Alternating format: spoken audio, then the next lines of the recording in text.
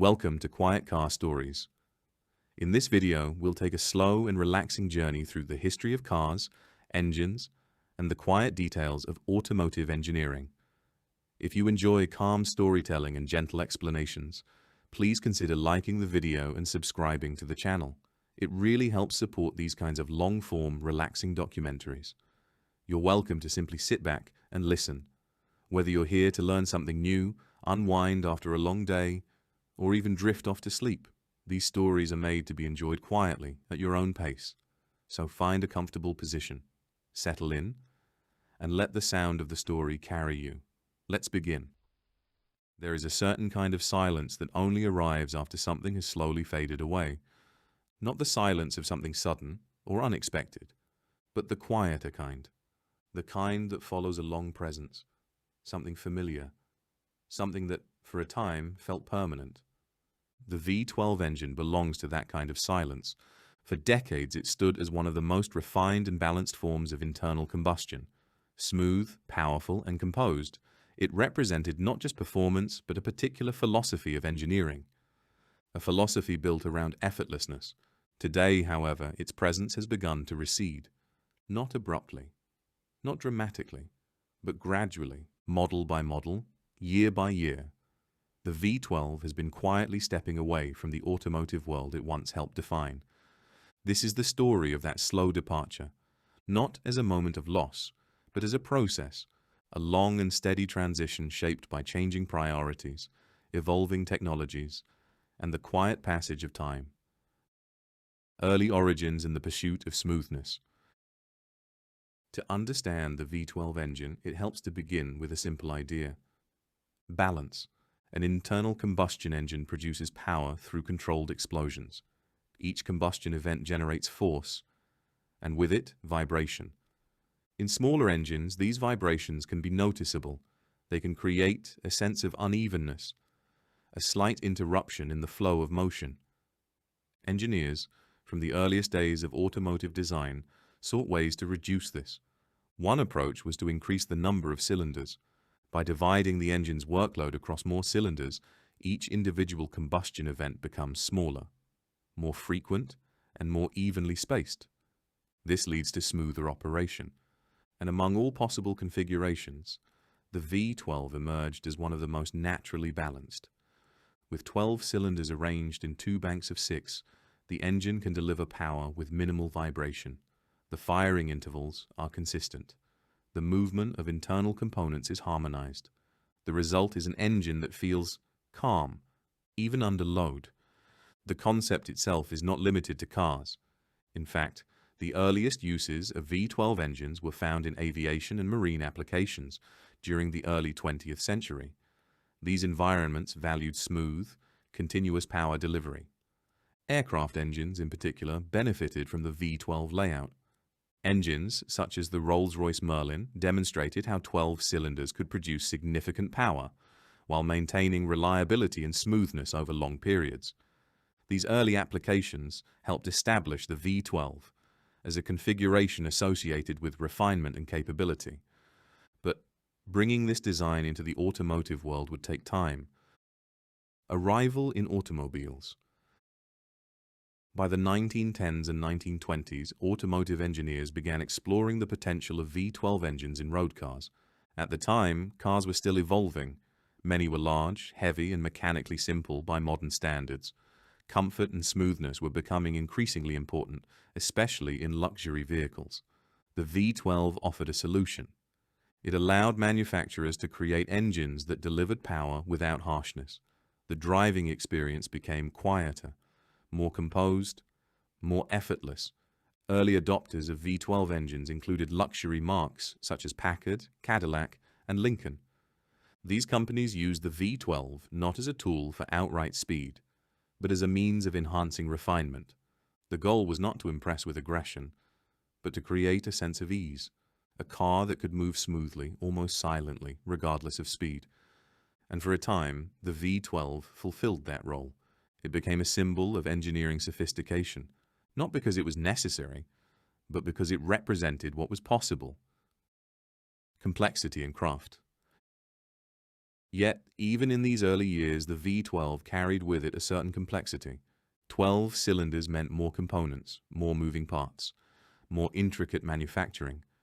It required careful design, precise assembly, and a level of craftsmanship that was not easily scaled. This limited its widespread adoption. While smaller engines could be produced in larger quantities, the V12 remained relatively rare. It was reserved for vehicles where cost was less of a concern, vehicles where refinement rather than efficiency was the priority. In this way, the V12 began to develop an identity, not just as an engine, but as a statement, a quiet expression of engineering ambition. Post-war evolution. Following the Second World War, the automotive landscape began to change. Technology advanced, manufacturing improved, new materials became available. At the same time, consumer expectations evolved. There was a growing interest in performance, not just smoothness, but speed, acceleration, responsiveness. And in this environment, the V12 found a new role. It became not only a symbol of refinement, but also a platform for performance. Manufacturers such as Ferrari began to explore the potential of V12 engines in sports cars. In these applications, the characteristics of the V12, its smooth power delivery, its ability to operate at higher speeds, proved valuable. Engines could be tuned for higher output. They could rev more freely. They could produce a kind of power that felt both strong and controlled. At the same time, other manufacturers continued to use V12 engines in luxury vehicles. Companies like Jaguar and Mercedes-Benz refined the concept further. They focused on quietness, durability, and seamless operation. By the mid-20th century, the V12 had established itself in two distinct worlds: performance and luxury, different in purpose, but connected by the same underlying qualities. A growing contrast. As the decades progressed, however, a contrast began to emerge. While the V12 continued to represent refinement and power, other engine configurations were evolving in parallel. V8 engines became more powerful, more efficient, and easier to produce. Inline-six engines offered a balance of smoothness and simplicity. Advances in fuel delivery, combustion design, and materials allowed smaller engines to achieve levels of performance that had once required larger configurations. Gradually, the advantages of the V12 began to narrow. It was still smoother, still capable, but it was also heavier, more complex, more expensive, and for many applications no longer strictly necessary. This did not lead to its immediate decline. Far from it. For many years, the V12 remained a pinnacle, an aspiration. But beneath the surface, the conditions that supported it were beginning to shift. A quiet peak. By the late 20th century, the V12 reached what could be considered its quiet peak. It was present in some of the most respected and desirable cars in the world. Luxury saloons offered near-silent operation and effortless acceleration. Grand Tourers combined comfort with long-distance performance. Supercars used V12 engines to deliver high-revving power and distinctive character.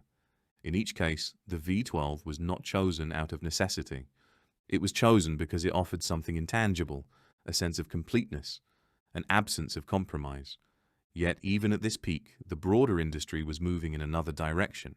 Efficiency, regulation, environmental awareness. These factors were beginning to influence engine design in new ways.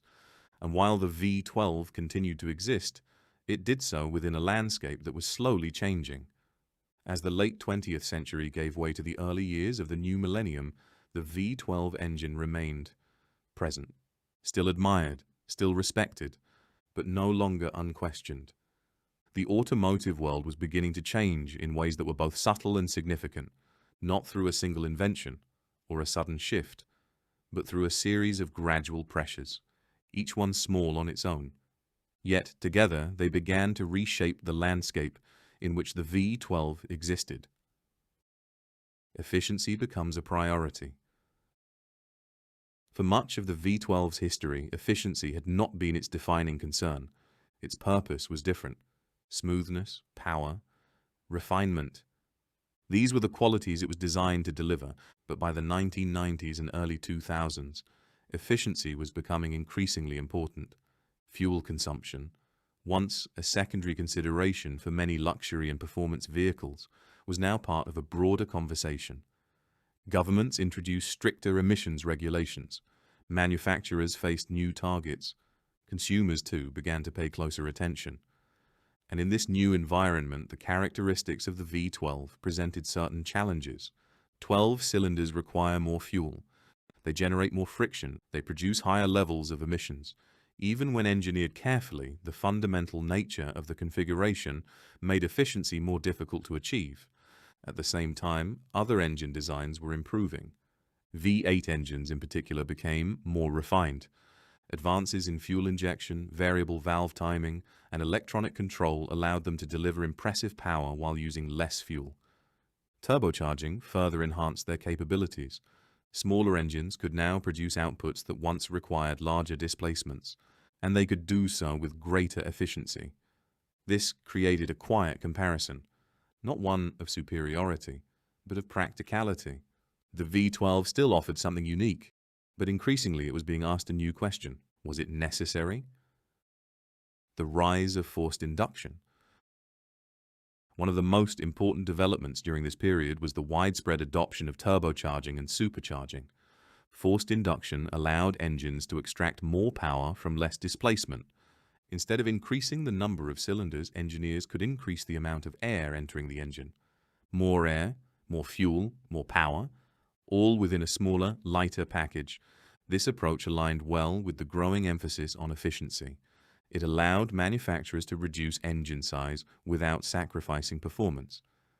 And it introduced a new kind of flexibility. Engines could be tuned for different characteristics. They could deliver strong low-end torque or high-end power, depending on the design. In many cases, a turbocharged V8 could match or exceed the output of a naturally aspirated V12.